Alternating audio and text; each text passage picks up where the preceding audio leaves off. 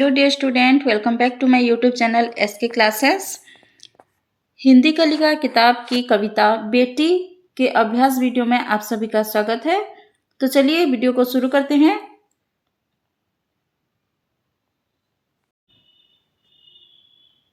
कविता का नाम है बेटी और इसके अभ्यास में सबसे पहला प्रश्न है बातचीत के लिए, जिसको आप क्लासरूम में डिस्कस करेंगे। ठीक है, अपने टीचर और अन्य सहपाठियों के साथ इसको आप क्लासरूम में डिस्कस करेंगे।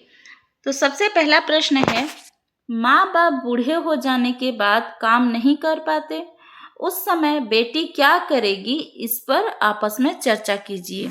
देखो, इसको आप अपने मन से सोचना कि एक बेटी जो है जब माँ बाप बूढ़े हो जाते हैं तो क्या क्या मदद कर सकती है। तो हम इसका उत्तर लिखेंगे। चलिए, उत्तर इस प्रकार से है, बेटी अपने माँ बाप का सहारा बनेगी। ठीक है, जब काम नहीं कर पाएंगे तो सहारा बनेगी, है ना। बेटी अपने माँ बाप का सहारा बनेगी, उनकी सेवा करेगी, उन्हें किसी प्रकार का कष्ट नहीं होने देगी। इसमें चाहे तो आप और अपने मन से भी ऐड कर सकते हैं। दूसरा प्रश्न है, बेटी कैसे बैसाखी बन जाती है, इस पर कक्षा में चर्चा कीजिए। तो इसका उत्तर है, बेटी बूढ़े माँ बाप को सहारा देकर उनकी बैसाखी बन जाती है। बेटी उनकी सेवा करती है। कैसे बैसाखी बनती है? जब उनका सहारा बनकर, उनकी सेवा करके, उनके अकेलेपन को दूर करके। तीसरा प्रश्न है, बेटी को क्यों कल्पवट की छाया कही जाएगी, उस पर कक्षा में चर्चा कीजिए। तो यहाँ पे इसका उत्तर क्या होगा? इसका उत्तर है कि कल्पवट की छाया, यानी कल्पवट लोगों की इच्छाओं को पूरा करता है। ठीक है, इसीलिए तो उसका नाम कल्पवट है, यानी कल्पवृक्ष है। और बेटी अपने माता पिता की इच्छाओं और आवश्यकताओं को पूरा करने का प्रयास करती है, इसलिए बेटी को कल्पवट के साथ तुलना की गई है। देखो, कल्पवट क्या करती है? लोगों की इच्छाओं की पूर्ति करती है। वैसे ही बेटी अपने माँ बाप की इच्छाओं की पूर्ति करती है। दोनों ही एक ही तरह के काम करते हैं, इसलिए दोनों की तुलना की गई है। प्रश्न नंबर 4 है, बेटी को दुहिता कहने का तात्पर्य क्या है? इसका उत्तर है, एक बेटी के दो परिवार होते हैं। एक अपना परिवार जो अपने मम्मी पापा का घर होता है, ठीक है, और दूसरा ससुराल। बेटी इन दो परिवारों का हित अर्थात भलाई चाहती है। हित का अर्थ क्या है? भलाई। तो दोनों परिवारों की भलाई चाहती है, इसलिए उसको दुहिता कहा गया है। यानी जो दोनों कुल की, दोनों ही परिवारों का हित चाहती है, उसको दुहिता कहते हैं। अगला प्रश्न है, बेटी के जन्मदिन मनाने के अवसर पर क्या क्या होता है, इस पर कक्षा में चर्चा कीजिए। आप में से कई लड़कियां भी होंगी, अपने जन्मदिन पर कैसे कैसे आप पालन करते हो, उसको मनाते हो, वो सब इसमें लिखना है। जैसे बेटी के जन्मदिन बहुत खुशी के साथ मनाया जाता है। उस दिन घर को सजाया जाता है, केक काटा जाता है, पूजा की जाती है, परिवार और मित्र शुभकामनाएं और उपहार देते हैं। अगला प्रश्न है, सोचिए और लिखिए, जो कि आप अपने हिंदी फेयर कॉपी में लिखेंगे। सबसे पहला प्रश्न है, निम्नलिखित प्रश्नों के सही उत्तर विकल्पों में से चुनकर लिखिए। विकल्प यानी ऑप्शन। यहाँ पर एक प्रश्न में 4 विकल्प हैं, उनमें से सही विकल्प को चुनकर लिखना है। क प्रश्न है, बेटी माँ बाप के बुढ़ापे में कैसे बैसाखी बन जाती है? उन्हें सहारा देकर, उन्हें श्रद्धा से देखकर, उनके चरण छूकर, सहारा देने को मन में सोचने पर। देखो, यहाँ पर हम कविता के अनुसार उत्तर लिखेंगे। तो कविता में क्या है, यहाँ देखिए, सहारा देती है वह, बुढ़ापे में बन जाती बैसाखी। तो बैसाखी कैसे बनती है? सहारा देकर। तो इस प्रश्न का सही उत्तर होगा ऑप्शन आई, उन्हें सहारा देकर। पहला ऑप्शन सही है। दूसरा प्रश्न, बेटी से क्या अनदेखी नहीं रह सकती? अनदेखी यानी उसको अनदेखा नहीं कर सकती। क्या ऑप्शन में है माँ बाप की वृद्धावस्था, माँ बाप की इच्छा, माँ बाप के हाथ पांव की स्थिति, माँ बाप की दुर्दशा। तो क्या अनदेखी नहीं कर, देखो अनदेखी तो किसी को भी, इनमें से सबको वो अनदेखी करती है, लेकिन किताब के अनुसार हमें ध्यान देना, किताब के अनुसार ही हमें उत्तर लिखना है, ठीक है। अनदेखी, अनदेखी शब्द कहाँ पर है, हम कविता में ढूंढेंगे अनदेखी, ठीक है। देखो यहाँ पर, माँ बाप की दुर्दशा नहीं रहती बेटी से अनदेखी। तो माँ बाप की क्या वो अनदेखी नहीं कर सकती? माँ बाप की दुर्दशा। तो किस ऑप्शन में दुर्दशा है, चलिए देखते हैं। इस प्रश्न का सही उत्तर होगा ऑप्शन आई भी, यानी चौथा ऑप्शन सही उत्तर है। बेटी माँ बाप की दुर्दशा नहीं देख सकती। कल्पवट की क्या विशेषता है? जो हम पाठ में पढ़ चुके हैं, कल्पवट यानी कल्प वृक्ष क्या करती है? लोगों की इच्छाओं की पूर्ति करती है, लोगों की इच्छाएं जो है उसको पूरा करती है। अगर वीडियो को नहीं देखा है, पाठ को अच्छे से नहीं समझा है, तो इस वीडियो के डिस्क्रिप्शन बॉक्स में उसका लिंक है, जाकर उसको देखिए। और अन्य जो चैप्टर है, तरुण के स्वप्न, कबीरदास के दोहे जो भी हैं, उनको अगर पढ़ना चाहते हैं तो मेरे चैनल पे एक क्लास 8 हिंदी का एक प्ले लिस्ट है, उसको जाकर जरूर देखिए, उसको सेव कर लीजिए अगर आप क्लास 8 में पढ़ते हैं उड़ीसा में। तो चलिए देखते हैं कल्पवट की विशेषता। तो कल्पवट की विशेषता क्या है? उसके नीचे बैठने वाला कुछ कल्पना करता है, कल्पवट कल्पों तक जीवित रहेगा, उसे जो कुछ मांगा जाए वह उसे दे देता है, नंदनवन की एक लता है। तो देखो, ये पहला और दूसरा ऑप्शन तो गलत है। ये ठीक है, नंदनवन की एक लता है, लेकिन उसकी विशेषता तो वो नहीं है ना। उसकी विशेषता क्या है? उसे जो कुछ मांगा जाए वह उसे दे देता है, यानी कल्प वृक्ष से आप जो मांगो आपको मिलता है। ऑप्शन थर्ड, तीसरा ऑप्शन इस प्रश्न का सही उत्तर है। अगला प्रश्न है, बेटी चांद का टुकड़ा क्यों है? वह देखने में पूर्ण नहीं है, यानी चांद जो आधा चांद होता है वैसा ही वो अधूरी है, ये तो गलत बात है, ये नहीं है। बेटी चांद की तरह शीतलता और उज्ज्वलता प्रदान करती है, वह देखने में सबसे सुंदर है, वह चांद की तरह प्रकाश देती है। तो इस प्रश्न का सही उत्तर है कि बेटी जो है चांद का टुकड़ा है, यानी चांद जैसे हमको शीतलता प्रदान करती है, ठंडक प्रदान करती है, रात में भी हमको उजाला देती है, उज्ज्वलता प्रदान करती है, वैसे भी बेटी है। माँ बाप के बुढ़ापे में बेटी उनको उज्ज्वलता प्रदान करती है, उनका सहारा बनती है, उनकी देखभाल करती है। तो ये जो है ऑप्शन दूसरा वाला जो है वो सही उत्तर है।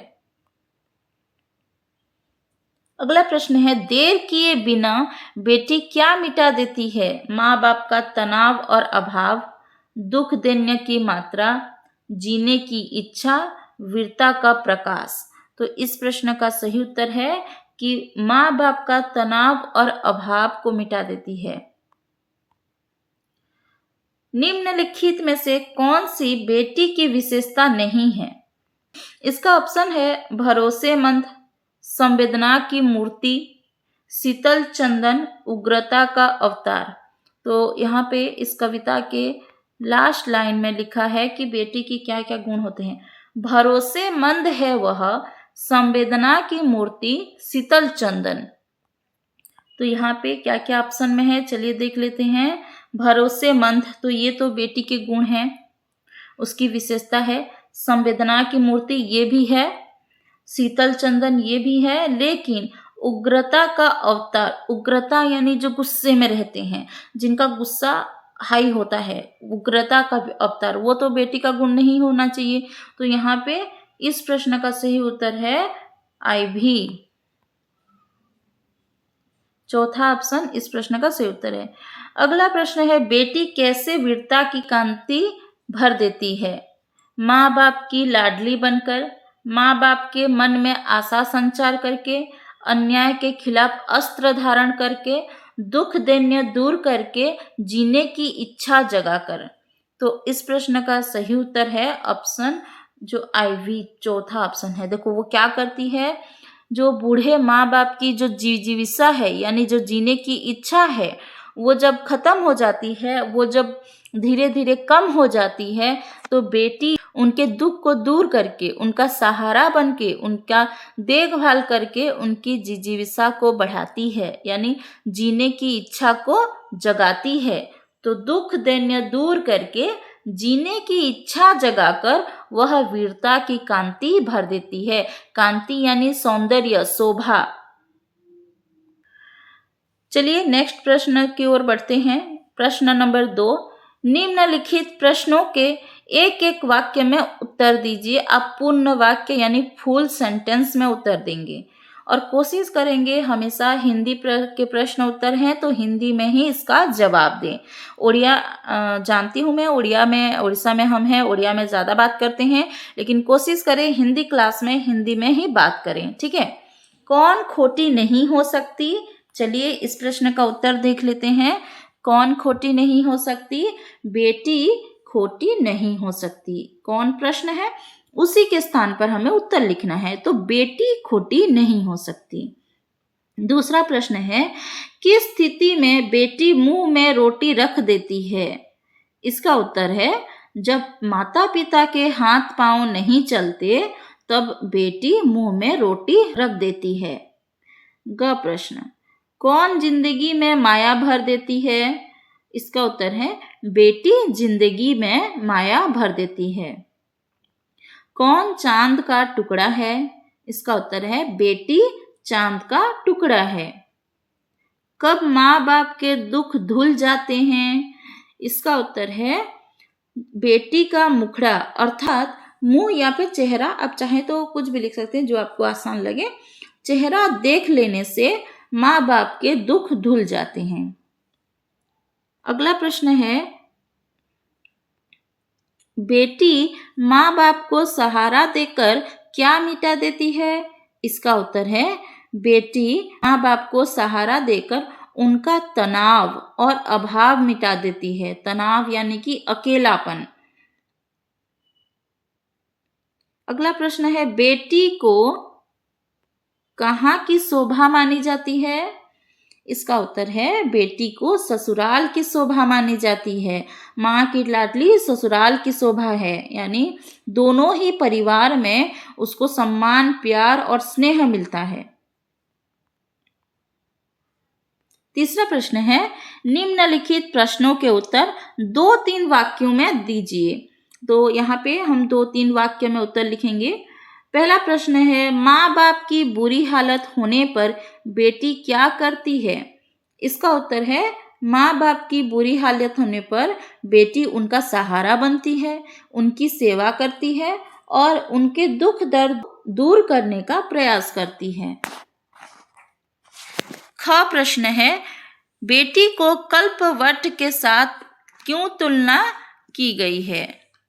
इसका उत्तर है, कल्पवट लोगों की इच्छाओं को पूरा करता है और बेटी अपनी माता पिता की इच्छाओं को और आवश्यकताओं को पूरा करने का प्रयास करती है, इसलिए बेटी को कल्पवट के साथ तुलना की गई है या उसको कहा गया है कि कल्पवट की छाया कही गई है। ग प्रश्न है, बेटी में एक फूल की क्या क्या विशेषताएं पाई जाती है? इसका उत्तर है, बेटी फूल की तरह होती है। बेटी फूल की तरह कोमल, सुंदर और सबको प्रसन्न करने वाली होती है। अगला प्रश्न है घ, मदद न मिलने की स्थिति में बूढ़े माँ बाप क्या क्या मानसिक पीड़ा झेलते हैं? देखो, जब उनको कोई पूछने वाला नहीं होता है, उनकी मदद करने वाला कोई नहीं होता है, वो अकेले हो जाते हैं, तब उनकी मानसिक स्थिति, वो क्या क्या दुख झेलते हैं उसके बारे में लिखना है। इसका उत्तर होगा मदद न मिलने की स्थिति में बूढ़े माँ बाप स्वयं को असहाय महसूस करते हैं, यानी लाचारी महसूस करते हैं। ठीक है, उनको अकेलापन, निराशा और दुख महसूस होती है। ठीक है, अगर कोई बूढ़े माँ बाप हैं, उनका कोई बेटा या बेटी नहीं है, उनको कोई खाना खिलाने वाला, उनके साथ बात करने वाला कोई नहीं है, तो वो क्या दुख भोगेंगे ना, दुखी होंगे, अकेलापन होगा उनके जीवन में, निराशा होगी कि अरे काश मेरा कोई बेटा या नाती पोती पोता होते तो एक पूरा परिवार होता, ऐसे कहेंगे ना। तो वो क्या करते हैं, अकेलापन, निराशा और दुख महसूस करते हैं। आई होप आपको ये समझ में आ रहा है। नेक्स्ट है हमारा अनुमान और कल्पना। ये भी आप क्या करोगे, क्लासरूम में डिस्कशन करोगे। ठीक है, पहला प्रश्न है, कल्पना कीजिए कि किसी एक दंपत्ति के कोई बेटी नहीं है, वह क्या सोचता होगा। यानी किसी एक दंपत्ति यानी क्या, पति पत्नी, एक कपल, दंपत्ति का कोई बेटी नहीं है, तो उसको आप क्या सोचेंगे कि वो लोग क्या सोचते होंगे, लिखना होगा। ठीक है, चलिए किस प्रकार से उत्तर होगा देखते हैं। वह दंपत्ति सोचता होगा कि काश उनके घर में भी एक बेटी होती। जो ऑब्वियसली वो सोचेगा, अरे काश मेरे घर में भी कोई बेटी होती, हमारी देखभाल करती, हमें अच्छे से बात करती, हमारे साथ खुशी से रहती, है ना। तो वह दंपत्ति सोचता होगा कि काश उनके घर में भी एक बेटी होती जो घर में खुशियां लाती, माता पिता का सहारा बनती और सबकी देखभाल करती। और भी इसमें आप अपने मन से जोड़ सकते हैं। ख प्रश्न, कल्पना कीजिए कि किन्हीं बूढ़े माँ बाप की बेटी झगड़ालू है, वह मन में क्या सोचते होंगे। मतलब झगड़ालू है, लड़ती रहती है, सब किसी के साथ अच्छे से बात नहीं करती है, तो उसके माँ बाप क्या सोचते होंगे। तो उत्तर है, बूढ़े माँ बाप सोचते होंगे कि बेटी को विनम्र, शांत और संस्कारी होना चाहिए। इससे माँ का परिवार और ससुराल दोनों का सम्मान बढ़ता है। देखो, अगर बेटी शांत स्वभाव की होगी, सबके साथ मिलजुल कर रहती होगी, बड़ों का सम्मान करती होगी, तो सब लोग उसको अच्छा बोलेंगे, सब उसके साथ प्यार से रहेंगे। तो इसलिए वो जो बूढ़े माँ बाप हैं ये सोचते होंगे कि काश मेरी बेटी भी वैसी होती। ग प्रश्न, यदि किसी बहू का व्यवहार शालीन और वचन मधुर है, उसे उस परिवार में कैसा आदर मिलेगा। यानी एक बहू है जो पहले बेटी थी, है ना, बेटी बाद में शादी करने के बाद बहू बनती है ना, तो वो ससुराल की बेटी हो गई। ठीक है, वो भी बेटी है, तो वो बेटी अगर उसका स्वभाव शालीन है, सबके साथ अच्छे से व्यवहार करती है, सबको सम्मान देती है, उसके मीठे बोल हैं, यानी वो बातें अच्छी करती है और सबका ख्याल रखती है, तो उसको परिवार में कैसा आदर मिलेगा। चलिए देखते हैं इसका उत्तर क्या होगा। यदि किसी बहू का व्यवहार शालीन और वचन मधुर है, तब उसे परिवार में बहुत सम्मान, प्रेम और अपनापन मिलेगा। ठीक है, अब अगर कड़वी बातें बोलोगे तो कड़वी सुनना भी पड़ेगा, है ना। अगर प्यार से बातें करोगे तो आपको भी लोग प्यार से ही बातें करेंगे। घ प्रश्न देखते हैं, क्या करके एक बेटी अपने घर और ससुराल दोनों जगहों पर स्नेह पा सकेगी। इसका उत्तर है, अच्छे व्यवहार, मधुर वाणी, बड़ों का सम्मान और सभी के साथ प्रेम पूर्वक व्यवहार करके एक बेटी अपने घर और ससुराल दोनों जगहों पर स्नेह पा सकेगी। अगला प्रश्न है, किस स्थिति में बूढ़े और बूढ़ियां अधिक दिन जीने की इच्छा नहीं रखती, क्या होने से उनमें फिर जीने की इच्छा उत्पन्न होगी। देखो, बूढ़े बुढ़ियां यानी कि जो बूढ़े माँ बाप हैं, किस परिस्थिति में ज्यादा जीने की इच्छा नहीं रखती, और फिर हमें लिखना है कि किस स्थिति में वो जीने की इच्छा उत्पन्न हो सकती है, क्या करने से। इसका उत्तर है, जब बूढ़े और बुढ़ियां अकेले हों, असहाय हों और उनको पूछने वाला कोई न हो, तब उनमें जीने की इच्छा कम हो जाती है। बच्चों का प्रेम, सेवा और सहारा मिलने से उनमें फिर जीने की इच्छा जागती है। यानी अगर वो लोग अकेले हैं, कोई बात करने वाला नहीं है, कोई पूछने वाला, खाना खिलाने वाला, उनका सहारा बनने वाला कोई नहीं है, तो ऑब्वियसली उनको जीने की इच्छा नहीं होगी, वो दुखी रहेंगे। लेकिन अगर कोई बेटा या बेटी हो जो उनको पूछे, उनका ख्याल रखे, उनका देखभाल करे, जो उनको अच्छे से, प्यार से, सम्मान के साथ रखे, तो वो खुश रहेंगे और उनके मन में जीने की इच्छा उत्पन्न होगी। आई होप आपको समझ में आ रहा है। समझ में आ रहा है तो वीडियो को लाइक कीजिए, और चैनल पे नए हैं, सबसे पहले ये वीडियो देख रहे हैं तो जाकर सब्सक्राइब कर लीजिए और प्लेलिस्ट को ज़रूर देखिए।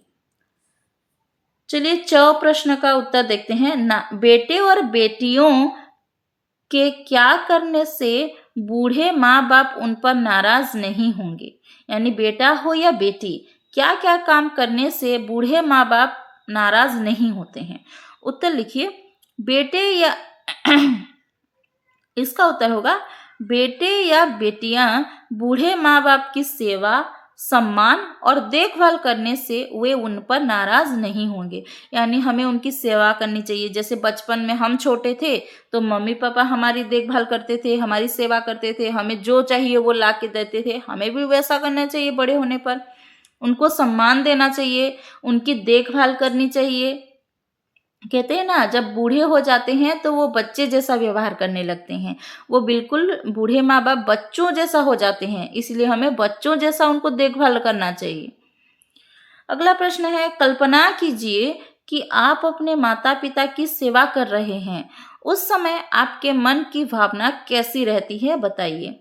यानी जब आप मम्मी पापा की सेवा करते हैं, उनका देखभाल करते हैं, तो आपके मन में कौन सा भावना जागृत होता है? इसका उत्तर है, जब हम माता पिता की सेवा कर रहे होते हैं तब हमारे मन में प्रेम, सेवा और सम्मान की भावना रहती है। तो ये था पाठ से आधारित। अब उसी पाठ से आधारित भाषा ज्ञान के प्रश्न उत्तर देखेंगे। भाषा ज्ञान में क्या है? हिंदी व्याकरण से संबंधित प्रश्न उत्तर होते हैं। इसमें जैसे देखो, आपकी किताब में ना हिंदी व्याकरण नहीं है, जो भी है भाषा ज्ञान के अंदर है, लेकिन स्पेशल एक हिंदी व्याकरण किताब नहीं है जिससे आप व्याकरण को समझ पाएं। इसलिए यहाँ पर भाषा ज्ञान को महत्व देना बहुत ज़रूरी है, क्योंकि इसी से आप व्याकरण सीखेंगे और व्याकरण से ही हम हिंदी को अच्छे से समझ पाते हैं, सीख पाते हैं। पढ़ने लिखने और हमारे बोलने में हिंदी व्याकरण हमारी मदद करते हैं। ठीक है, चलिए एक एक प्रश्न को ध्यान से समझते हैं और इसका उत्तर करने का प्रयास करते हैं। पहला प्रश्न है, शीतल स्पर्श। एक शब्द है शीतल स्पर्श। बेटी क्या है? शीतल स्पर्श जैसी है।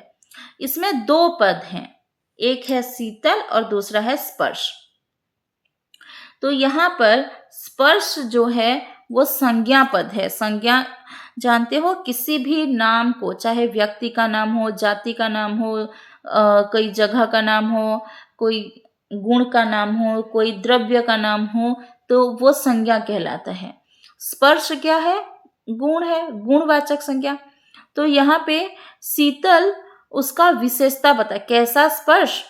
शीतल स्पर्श। तो यहाँ पर शीतल उसकी विशेषता है। जैसे अच्छा आदमी, ठीक है, आदमी संज्ञा पद है, अच्छा उसकी विशेषता है कि वो अच्छा आदमी है। ठीक है, जैसे बुरा आदमी, आदमी संज्ञा पद है और बुरा उसकी विशेषता है कि वो बुरा है।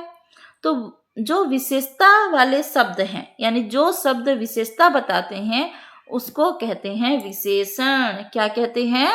विशेषण। विशेषण हिंदी व्याकरण का एक टॉपिक है पूरा, जिसका अर्थ क्या है? विशेषता बताने वाले शब्द को विशेषण कहते हैं। ठीक है, जैसे कि अच्छा आदमी, इसमें अच्छा विशेषण है, क्योंकि आदमी की विशेषता कौन से शब्द से हमें पता चल रही है? अच्छा, तो अच्छा विशेषण है। बुरा आदमी में बुरा विशेषण है। शीतल स्पर्श में शीतल विशेषण है। ऐसे ही हम संज्ञा और विशेषण को मिलाएंगे। तो यहाँ पर क स्तंभ में हमें विशेषण के शब्द हैं और ख स्तंभ में संज्ञा के शब्द हैं, उनको मिलाना है। ठीक है, जैसे शीतल, लाडली, कोमल, मजबूत, भारी, ये विशेषण शब्द है। बेटी, दुख, बैसाखी, चंदन, फूल, ये संज्ञा शब्द हैं, हम इसको मिलाएंगे। तो शीतल के साथ कौन सा विशेषण सही होगा, चलिए देखते हैं। शीतल पाठ में है, पाठ के आधार पर करेंगे। शीतल, चंदन। लाडली, लाडली से क्या होगा, लाडली बेटी यानी प्यारी बेटी। कोमल क्या होगा, कोमल फूल, फूल का गुण होता है वो कोमल होती है। मजबूत, बैसाखी, लकड़ी की होती है ना तो मजबूत होती है। भारी, दुख यानी बहुत दुख। तो ये था क स्तंभ, क स्तंभ को मिलान करना था। अगला प्रश्न है, कविता से कुछ शब्द नीचे दिए गए हैं। हम जो नीचे देखेंगे अभी कुछ कविता के शब्द हैं और उनके सामने कुछ अन्य शब्द भी दिए गए हैं। उन शब्दों पर घेरा बनाइए जो समान अर्थ न देते हों, यानी अगर समान अर्थ नहीं है तो उसको हमें सर्कल करना है। समान अर्थ यानी समानार्थी शब्द, ठीक है। जैसे कि उदाहरण, चंद्रमा का चांद, चंद्रमा का अर्थ जो है चांद का अर्थ भी वही है, यानी समान अर्थ वाले शब्द हैं। जैसे कि अगर हम कहें दिवस, दिवस का दिन भी होता है, ठीक है। पुस्तक, पुस्तक का किताब होता है। वैसे ही जो समानार्थी शब्द नहीं है उनको हमें सर्कल करना है। चलिए देखते हैं। संवेदना, सहानुभूति, ये दो शब्द हैं यहाँ पर, संवेदना, सहानुभूति। तो क्या ये समान अर्थ दे रहे हैं, तो यस, हाँ, ये समान अर्थ है। संवेदना का अर्थ सहानुभूति ही होता है, मतलब इसको सर्कल नहीं करना है। विभा का विभा, ठीक है, विभा का विभा। तो यहाँ पर पाठ में विभा का अर्थ है सौंदर्य या कांति, लेकिन विभा नहीं है इसका अर्थ। तो इस प्रश्न यहाँ पर हमें सर्कल करना है, ठीक है। ऐसे करके आप सर्कल करोगे। दूसरा है विलंब का अर्थ है देर। हाँ ठीक है, ये विलंब का अर्थ देर होता है। लाडला का कोमल, तो यहाँ पे क्या लाडली कहा गया है लड़की को, तो लाडली यानी प्यारी, ठीक है, लाडली यानी प्यारी। तो यहाँ पे लाडला कोमल जो है इसको भी आपको सर्कल करना है, क्योंकि लाडला का अर्थ यहाँ पर प्यारी, ठीक है, या दुलारी है, कोमल नहीं है। महक, खुशबू, महक का अर्थ खुशबू होता है, ये सही है, समानार्थी शब्द है। दुर्दशा का अच्छा अवसर, दुर्दशा का अर्थ होता है बुरी हालत, तो अच्छा अवसर नहीं है, यानी ये दोनों समानार्थी शब्द नहीं है, तो इसको भी सर्कल करना है, ठीक है।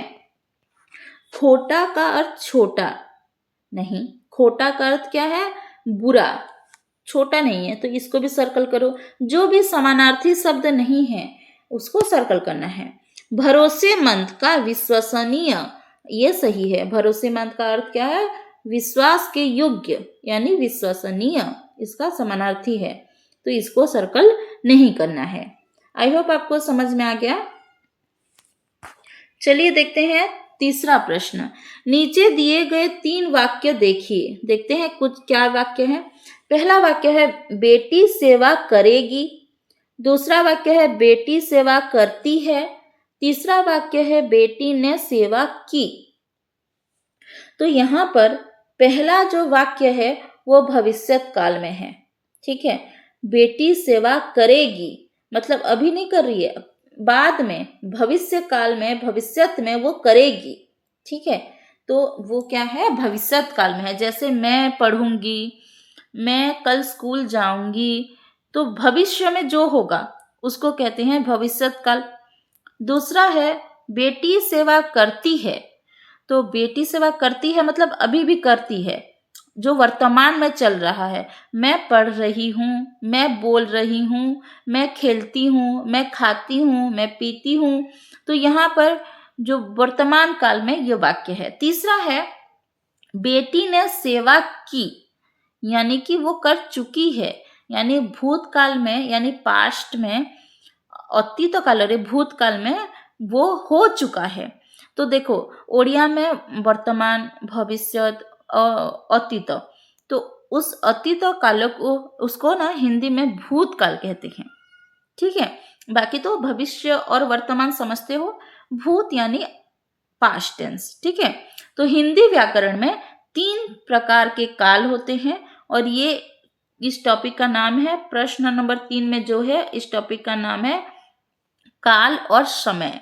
ठीक है, तो यहाँ पे काल 3 प्रकार के होते हैं, वर्तमान काल, भविष्यत काल और भूतकाल।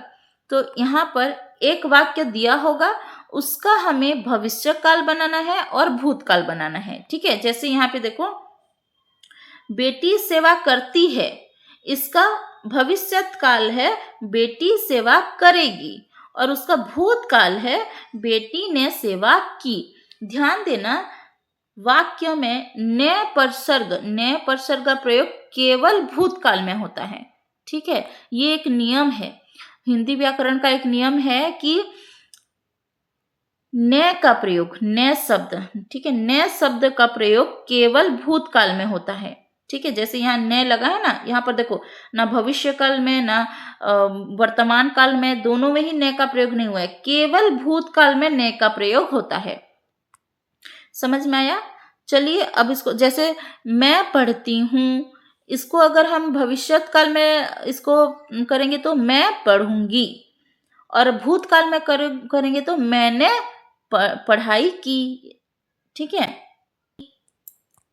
तो यहाँ पर चलिए एक एक वाक्य का भविष्यत काल और भूतकाल बदलेंगे उसको। ठीक है, उसको चलिए पहला जो है, बेटी रोटी देती है, बेटी रोटी देती है, तो ये पहले जान लेते हैं किस काल में है।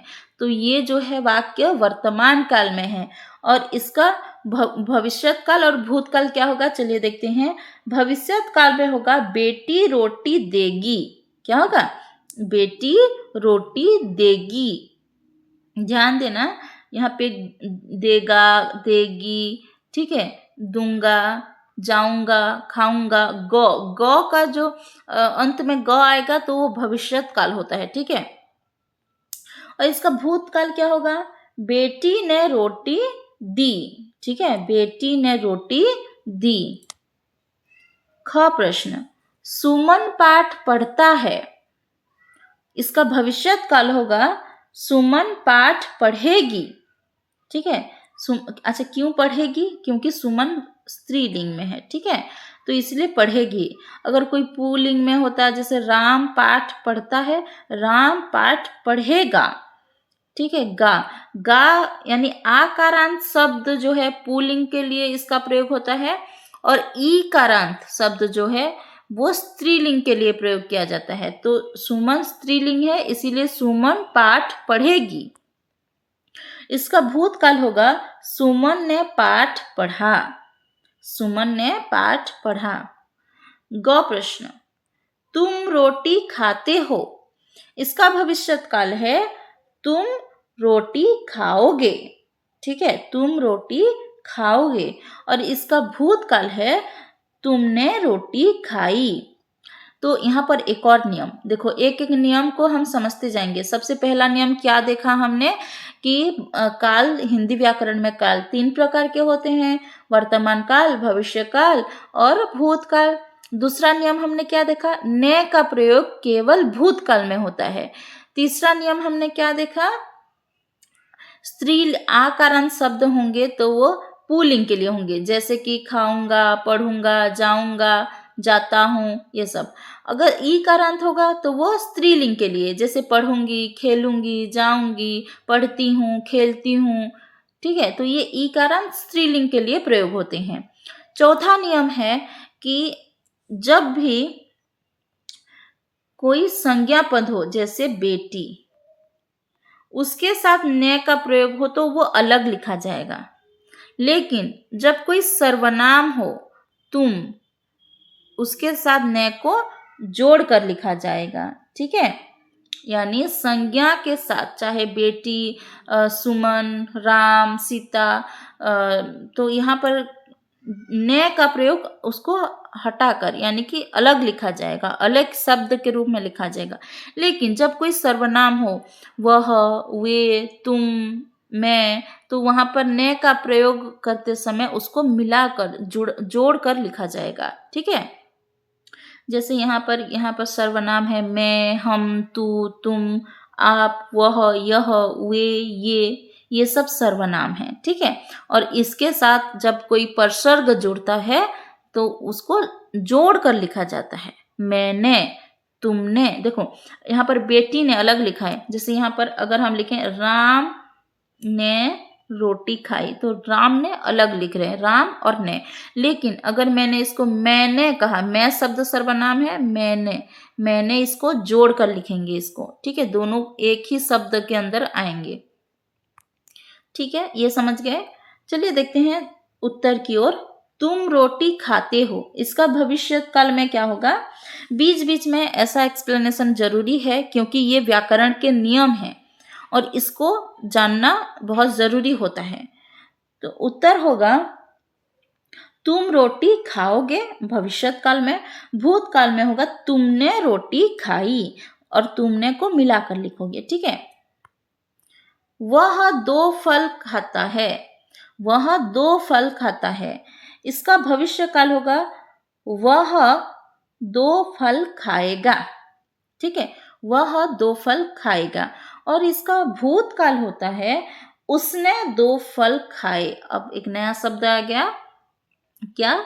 उसने क्या है? वह भूतकाल में किसका प्रयोग होता है? ने का प्रयोग।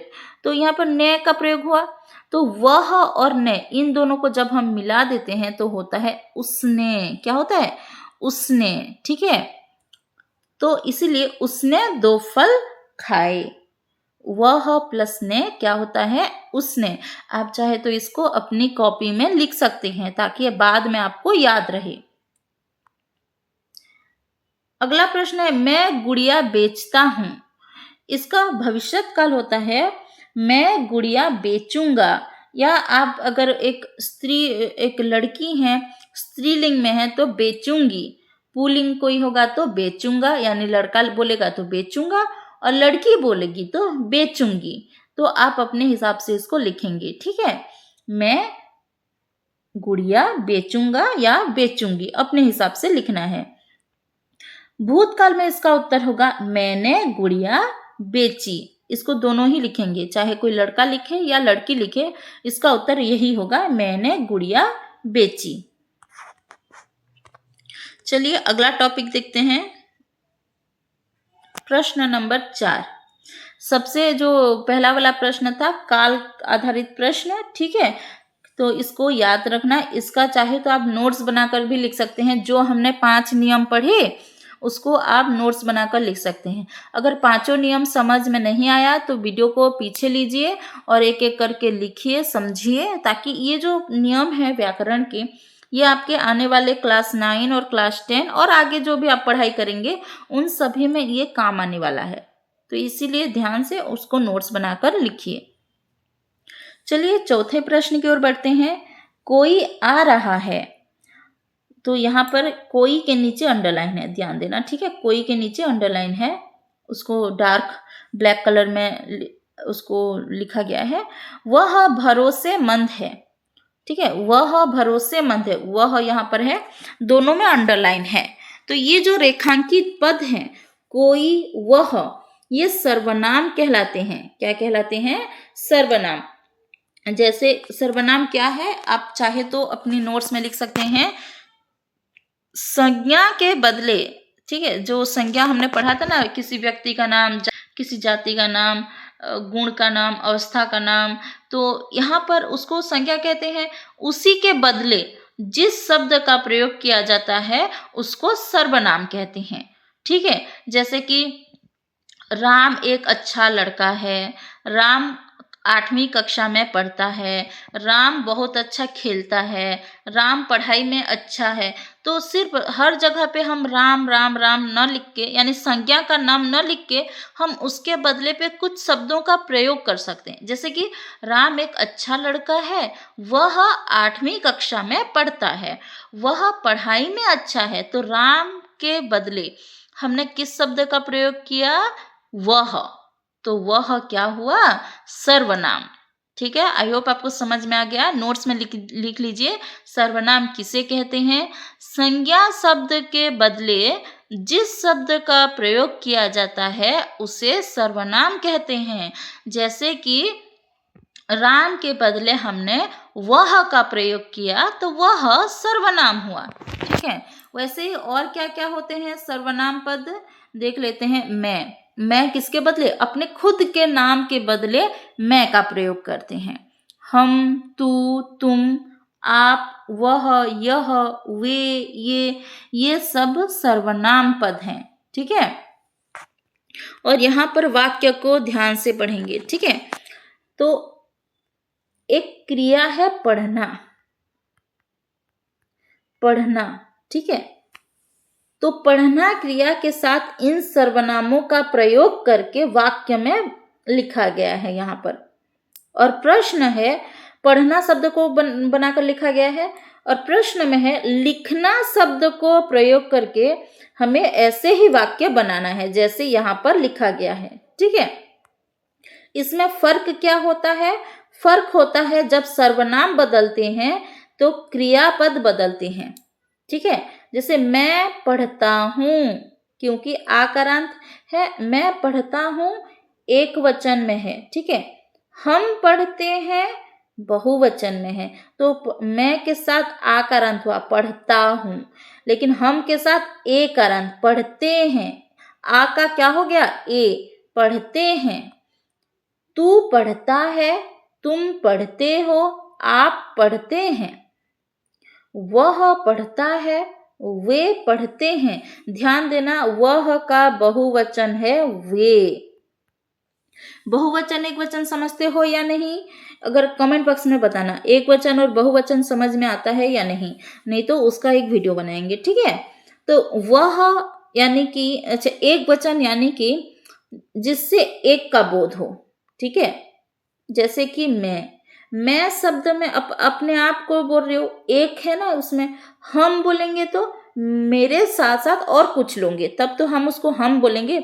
हम, जैसे मैं 8वीं कक्षा में पढ़ती हूँ, तो मैं सिर्फ अकेली की बात कर रही हूँ, एक वचन। हम 8वीं कक्षा में पढ़ते हैं, तो हम यानी मेरे साथ साथ और भी कुछ बच्चे होंगे। बहुवचन एक से ज्यादा होंगे तो वो बहुवचन होता है, तो बहुवचन में हम होता है। तू एक वचन में है, तुम बहुवचन में। तुम को सम्मान के अर्थ में एक वचन में भी कहते हैं। वह एक वचन में है और वह का बहुवचन होता है वे। यह का बहुवचन होता है ये। यह पढ़ता है, ये पढ़ते हैं। तो इसी को देखकर हमें लिखना क्रिया से वाक्य बनाना है। तो इसका उत्तर कुछ इस प्रकार से होगा, मैं पढ़ता हूं के जगह पे क्या होगा? मैं लिखता हूं। ठीक है, लिखना क्रिया, तो मैं लिखता हूं। उसके बाद हम लिखते हैं, तू लिखता है, तुम लिखते हो, आप लिखते हैं। वह लिखता है, वे लिखते हैं। यह लिखता है, ये लिखते हैं। तो इसी को देख कर लिखना क्रिया से आप वाक्य बनाओगे। चलिए आगे के प्रश्न उत्तर देखते हैं। पाठ से आगे भाषा ज्ञान के प्रश्न समाप्त हो चुके हैं। पाठ से आगे में कुछ प्रश्न दिए गए हैं, उसी को आप क्लासरूम में डिस्कस करेंगे और यहाँ पर हम उसका प्रश्न उत्तर देखेंगे। ठीक है, माँ बाप अपनी बेटी को ससुराल में भेजते समय क्या क्या उपदेश देंगे, उस पर मित्रों के साथ चर्चा कीजिए। यानी जब माँ बापा किसी लड़की की शादी होती है तो वो ससुराल जाती है, उस समय उसके माँ बाप क्या उसको उपदेश देंगे, क्या सलाह देंगे। इसका उत्तर है, बेटी को ससुराल भेजते समय माता पिता उसे अच्छे संस्कार, बड़ों का सम्मान, प्रेम और धैर्य रखने का उपदेश देते हैं। है ना, सही बात है। बोलते हैं कि सबका ख्याल रखना, सबकी मदद करना, सबकी देखभाल करना, सब बड़ों का सम्मान करना, सबके साथ प्रेम पूर्वक रहना, ये बताते हैं ना, उसी को आप यहाँ पर लिखेंगे। अगला प्रश्न है, बेटी को माता पिता किस तरह का आशीर्वाद देंगे, उसके बारे में मित्रों के साथ चर्चा कीजिए। यानी किसी भी बेटी को माँ बाप कैसे आशीर्वाद देते हैं, यानी वो क्या चाहते हैं। चलिए देखते हैं इसका उत्तर। माता पिता बेटी को सुखी जीवन, अच्छे स्वास्थ्य और उज्जवल भविष्य का आशीर्वाद देते हैं। ठीक है, बोलते हैं ना कि तुम अपने जीवन में खुशी से रहो, अच्छा तुम्हारा अच्छा स्वास्थ्य हो और तुम भविष्य में आगे बढ़ो, ये सब आशीर्वाद देते हैं। अगला प्रश्न है, अच्छी बेटी की क्या क्या विशेषताएं होनी चाहिए, उस पर मित्रों के साथ चर्चा कीजिए, उसे अपनी कॉपी में लिखिए। तो यहाँ पर अच्छी बेटी कैसी होनी चाहिए, चलिए लिखते हैं। एक अच्छी बेटी माता पिता की सेवा करती है, उसके अंदर प्रेम, दया, विनम्रता, सेवा भाव, ईमानदारी, आज्ञाकारिता और सहनशीलता का गुण होना चाहिए। एक अच्छी बेटी में क्या क्या होना चाहिए? सेवा भाव, यानी दूसरों की, बूढ़े माँ बाप की सेवा करे, प्रेम पूर्वक सबके साथ रहे, विनम्र हो, आज्ञाकारिता हो और ईमानदार हो। ठीक है। अगला प्रश्न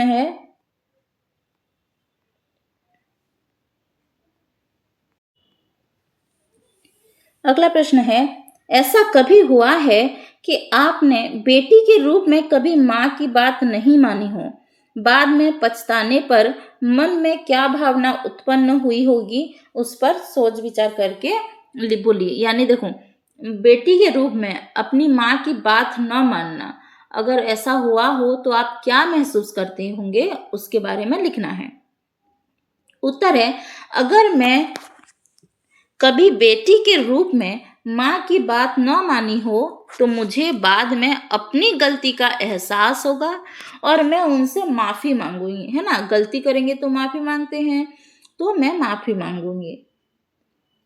इस वीडियो का लास्ट प्रश्न है ये, पुराने जमाने में बेटियों के साथ घर पर कैसा व्यवहार किया जाता था, अब इसमें क्या परिवर्तन आया है। और यही हमारे इस कविता का मूल सारांश है, मूल लक्ष्य है कि हमें बताना कि बेटियों का भी उतना ही हक होता है जितना बेटों का होता है। तो इसका उत्तर देखो, यहाँ पर एक लोगो भी है, देखो यहाँ पर, बेटी बचाओ बेटी पढ़ाओ। क्योंकि अभी भी लोग क्या करते हैं, बेटी है बोलकर छोटे बच्चों को भी मार देते हैं, उनको पढ़ाते नहीं हैं, क्योंकि उसको ससुराल जाना है और नौकरी करेगी तो भी अपने माँ बाप को तो नहीं देगी, ऐसा सोच रहता है कुछ लोगों का। लेकिन अब धीरे धीरे समाज बदल रहा है, धीरे धीरे लोग जागरूक हो रहे हैं और समझ पा रहे हैं कि बेटे और बेटी में कोई फर्क नहीं होता है, दोनों ही माँ बाप के संतान होते हैं, दोनों ही अपने कर्तव्यों को पूरा कर सकते हैं। तो ये चलिए इसका उत्तर लिखते हैं। पुराने जमाने में बेटियों के साथ भेदभाव किया जाता था, उनको पढ़ने नहीं दिया जाता था, कम उम्र में उनकी शादी कर दी जाती थी, मगर अब उनको पुरुषों की तरह समान अधिकार मिल रहा है। अब बेटियों को आगे बढ़ने का समान अवसर मिल रहा है। यानी पहले क्या होता था, बेटियों को पढ़ने की इजाज़त नहीं होती थी, नौकरी करने की इजाज़त नहीं होती थी और छोटे से ही उम्र में उनकी शादी कर दी जाती थी, तो वो क्या अपने जीवन में कुछ नहीं कर पाते थे। लेकिन धीरे धीरे अब समाज बदल रहा है, लोग बदल रहे हैं और बेटियों को भी अधिकार मिल रहा है। आई होप आपको इन सभी प्रश्नों के उत्तर समझ में आ गए हैं। अगर वीडियो स्पीड हो रहा है तो वीडियो पॉज करके लिखिए, सभी प्रश्नों का उत्तर समझने की कोशिश कीजिए। मिलते हैं एक नए वीडियो में। अगर आपको ये वीडियो पसंद आए तो वीडियो को लाइक कीजिए, अपने और भी दोस्तों के साथ शेयर कीजिए।